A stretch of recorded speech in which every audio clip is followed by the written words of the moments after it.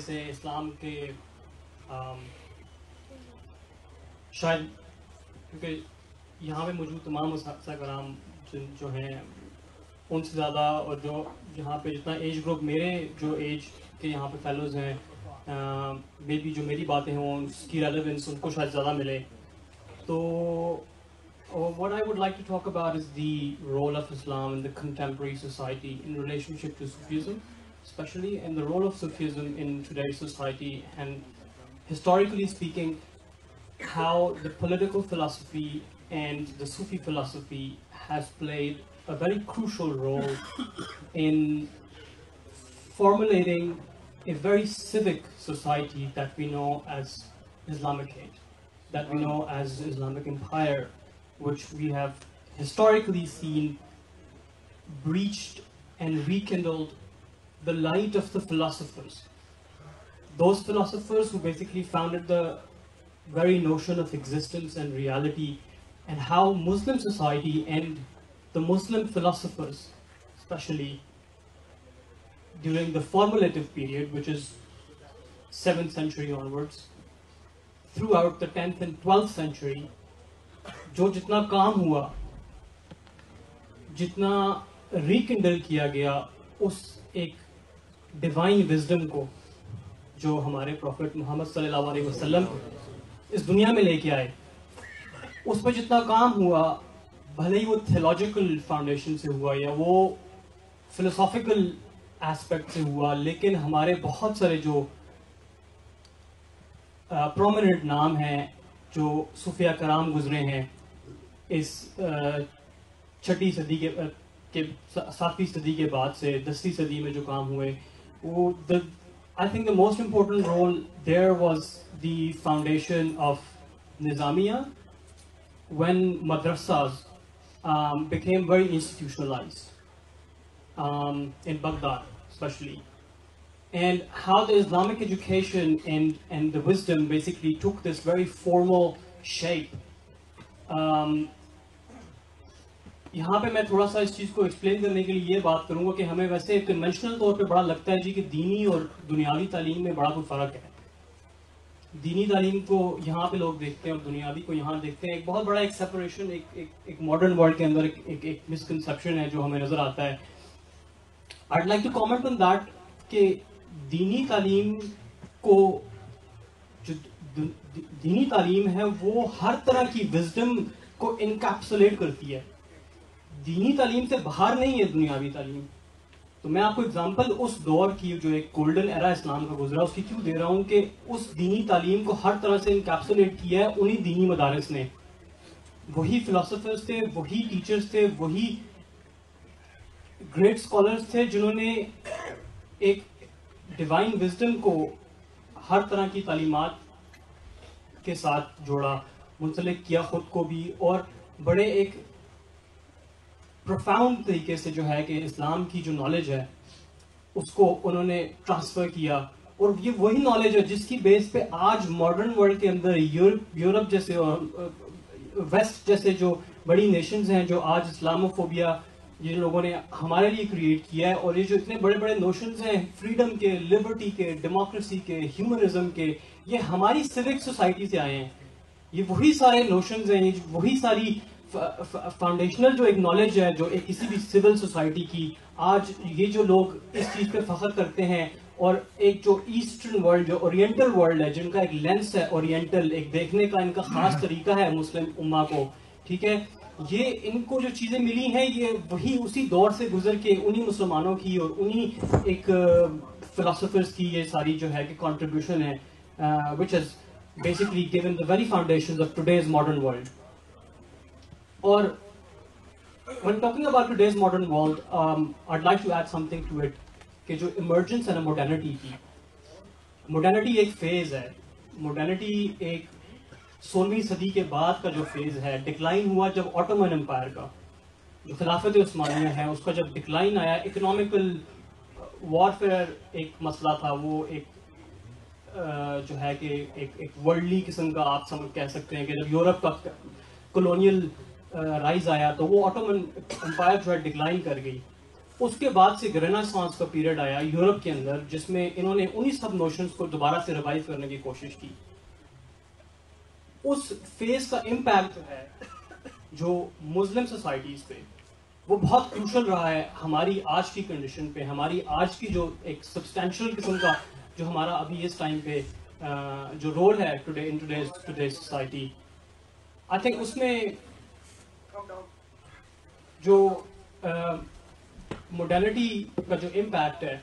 उसकी वजह से हमारे मुस्लिम जो एम्पायर्स हैं उनमें मुख्तलिफ किस्म के रिफॉर्म्स आने की कोशिश हुई। टर्की की एग्जांपल है, सेकुलराइज करने की कोशिश किया पूरे टर्की को। आप मिडल ईस्ट में देखें तो फंडामेंटलिज्म की बहुत बड़ी एग्जांपल है हमारे सामने कि try to revive it back to the first 3 generations of Muslim knowledge. हमारे पाकिस्तान साउथ एशिया में सबसे अच्छी एग्जांपल है, because that's where I would like to go towards कि वहाँ पे एक सूफी डॉक्ट्रिन जिसने बहुत हेल्प की, ठीक है, उस चीज़ को रिवाइव करने में, वो एक इस्लामिक मॉडर्निज्म जिसको आप स्कॉलरली स्टडीज़ में आप कहते हैं। तो वो हमारे जो जिस तरह शाह वलीउल्लाह थे, बाकी बहुत सारे जो उस टाइम के 18th सेंचुरी 19th सेंचुरी के अंदर जो सूफिया कराम थे, जिन्होंने इस चीज़ को दोबारा से रिवाइव करने की कोशिश की कि इस्लाम और जो मॉडर्न नोशंस हैं आज, जो लिबर्टी और ह्यूमनिज्म की हम बात करते हैं, ह्यूमन राइट्स की बात करते हैं, हम आज औरतों के हकूक़ की बात करते हैं, हम आज बहुत सारी ऐसी चीज़ों की बात करते हैं जो यूरोप शायद समझता है कि वो उन्होंने खुद से क्रिएट किए हैं, but this is not how it is. ये वो डिवाइन विजडम है जो प्रोफेटिक ट्रेडिशन से आती है। ये वो डिवाइन विजडम है जो हम लोगों ने एक इसको इसकी जो फाउंडेशनल एक जो हमने उसको एज अ कम्युनिटी हमारी जो प्रैक्टिसेस थी उनके थ्रू हमने इसको जो है कि फॉर्मुलेट किया है। And that is very important when it comes to the Sufi doctrines, because जहाँ हम आज माशाल्लाह बात कर रहे हैं सैयदना हज़रत शेख क़ादिर जिलानी रहमतुल्लाह अलैह की, उन्हीं की कुछ जो मेन थीम जो उनकी टीचिंग्स में से आपको मिलती है वो तज़किया नफ्स है और तजल्ली रूह है। When you talk about तज़किया नफ्स, हज़रत साहब ने बड़ी एलोक्वेंट तरीके से, वो बड़ी सिंपल तरीके से वो सारी निशानियां बयान की। What I would like to add to that is कि वो जो रूह हम खुद को देखते हैं, अगर हम उसकी को एक महाशरे की रूह की तरह देखें, एक पॉलिटी की तरह देखें, एक सिविक ऑर्डर की तरह देखें, और जो हमारी प्रैक्टिसेस जो हम पर्सनल तौर पे जो हमारी आदत हम बदलने की कोशिश करते हैं, उन प्रैक्टिसेस को अगर हम एक्चुअल सोशल सेंस में, सिविक सेंस में करने की कोशिश करें, तो we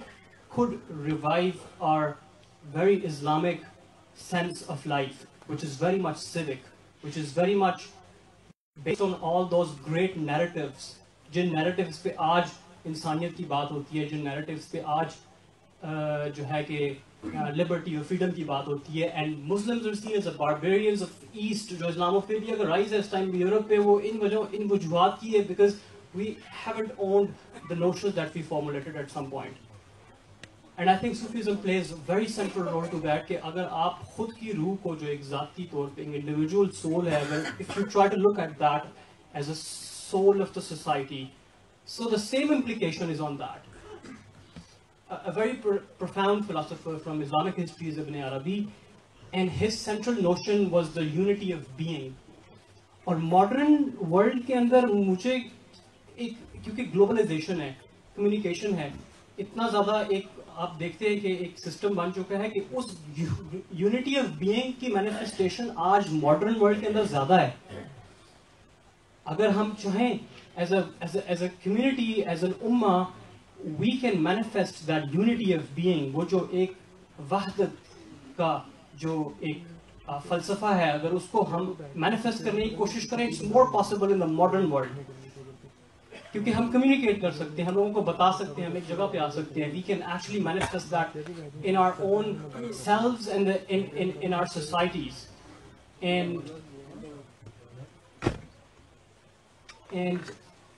and I think this is very central to today's the centrality of Sufi doctrines in light of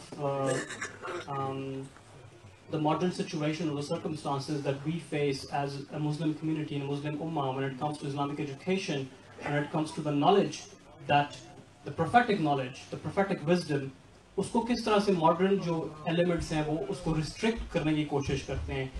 state और नेशन की जो फॉर्मेशन है वो उसको किस तरह रिस्ट्रिक्ट करने की कोशिश करती है। मुझे लगता है कि हमारी यंग जनरेशन को इस्लामिक स्टडीज़ की तरफ, ठीक है, वो जो एक बहुत सारे ऐसे सोशल, पॉलिटिकल और सिविक किस्म के जो एस्पेक्ट्स हैं उन पे काम होने की बहुत ज़रूरत है आज के इस दौर के अंदर,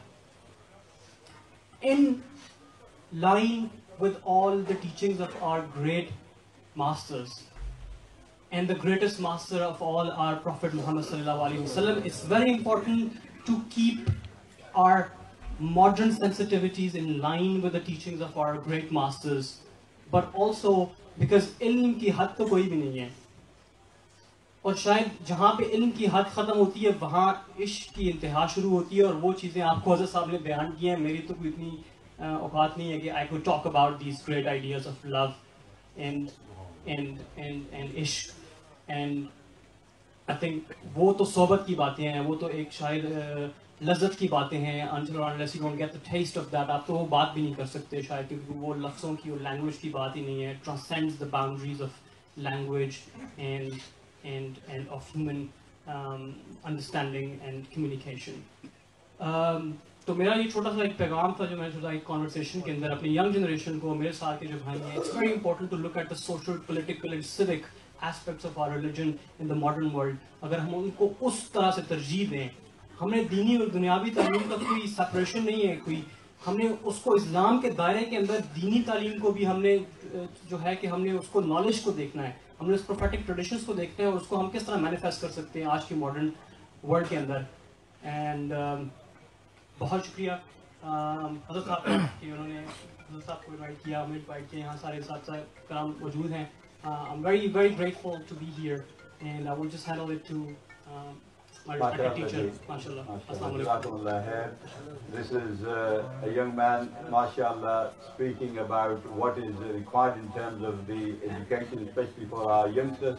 That was Peer Habibur Rahman from Chorley. He's here studying some very high-level studies in Islam. Allah subhanahu wa ta'ala bless him even more. Finally, we'd like to thank all of our brothers and sisters, and especially our Ustad Hazrat Ahmed Tabar. I know him from a very long journey. May Allah subhanahu wa ta'ala bless him more.